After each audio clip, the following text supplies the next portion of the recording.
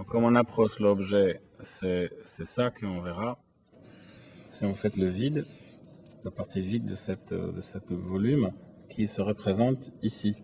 Donc le vide devient objet, devient plein, ce qui va donner réalité et existence au vide qui est ici. Je dessine pour me clarifier entre moi et moi-même, c'est-à-dire que de faire un tri dans les images tridimensionnelles qui tournent dans ma tête, parce que je vois les choses en 3D, et après je les sens en 3D, je connais leur taille, je presque peux dire c'est 17,2 mm, et c'est ça. Par exemple, si on prend ça, qui est la résine d'abeille non expansée, qui sert normalement ce que j'appelle de matière aveugle.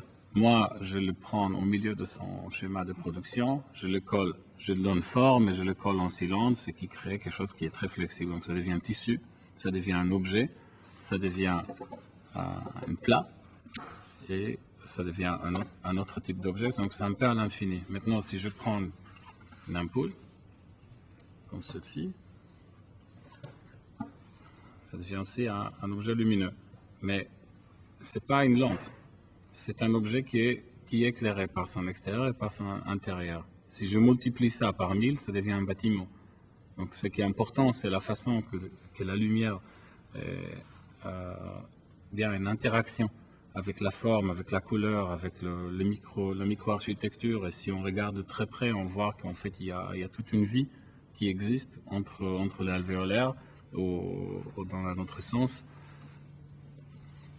Et ça peut être tout simplement un objet qui est posé quelque part. Donc il reflète autre chose et il donne l'imaginaire à une autre série de notions, de mémoires et de souvenirs qui appartiennent seulement à la personne qui voit.